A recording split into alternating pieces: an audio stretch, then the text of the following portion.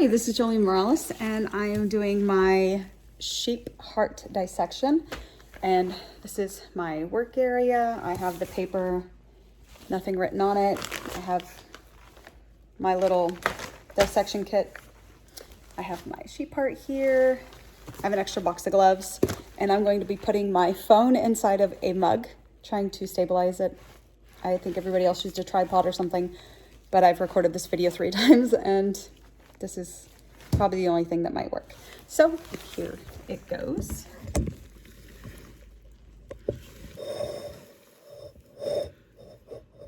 Okay, well, oh, I can't see what I'm doing there.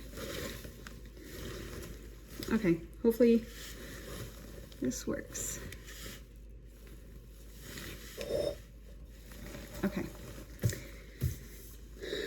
So let's start with anterior. So the pericardium is what surrounds the heart. It also is what protects the heart. You also have little pockets of fat, which is this yellow part, that help protect the heart as well. And then the thin layer, it's not a layer, I guess, it's just a little bit of fluid that helps protect the heart as well. The epicardium is the innermost part of that layer. The base is this part up here that has all the rest of the goodies. The apex is the bottom part here. So you have your auricles, which is going to be your right auricle, your left auricle, and you have your ventricles, so your atriums and your ventricles. So your right atrium, your left atrium, your right ventricle and your left ventricle, and your pulmonary trunk, which is back here, just in the back, and actually cut it. So your pulmonary trunk.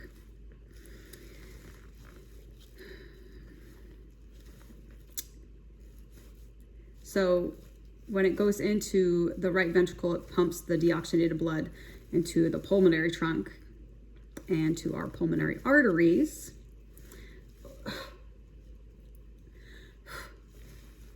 Two major veins which help with this are your superior and your inferior vena cava, which transport the blood back into the right atrium.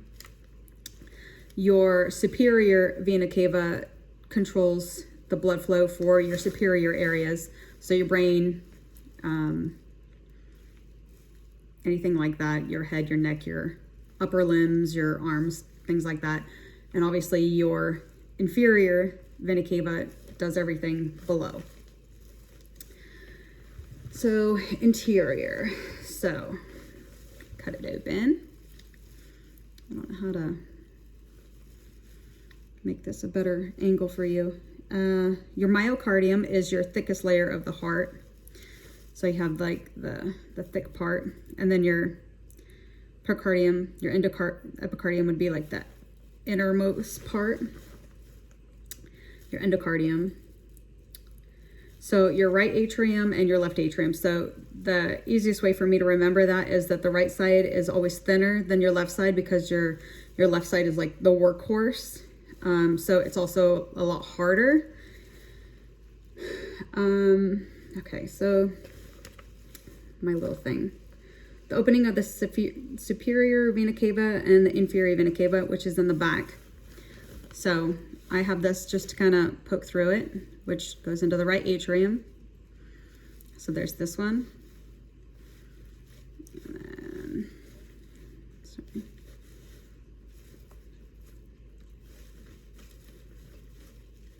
There's that one.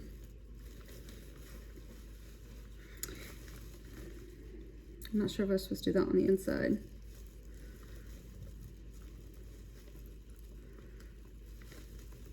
Okay, so you have your tricuspid valve, which is tri because it has 3. Your tricuspid valve helps the flow from not backflowing in the heart. Your pulmonary semilunar valve is on the right side and goes up to your pulmonary trunk. And then, so this right here is going to be, there's 2 parts to this, which is your intraventricular septum, which is right here on the bottom. And then you have your intraatrial septum, which is this part on the top. So on the left side, you have your bicuspid valve, which just means it has two, or it's your mitral valve. So your left ventricle's down here, your left atrium, sorry, is up here. What's next? The aortic valve. So then your aortic valve, your aortic semilunar valve is going to be, let's see, this is your right. So this is going to be, this is for the right. So aortic semilunar valve is going to be in that bottom area. And that one goes to, it's right next to your pulmonary valve, actually.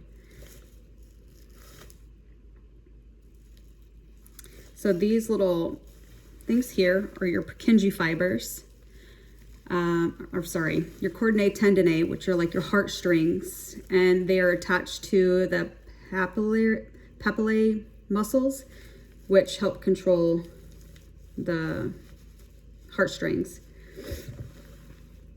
Let's see.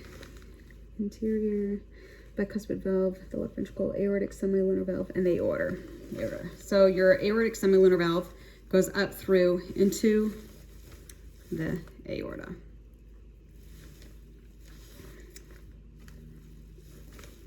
Yes.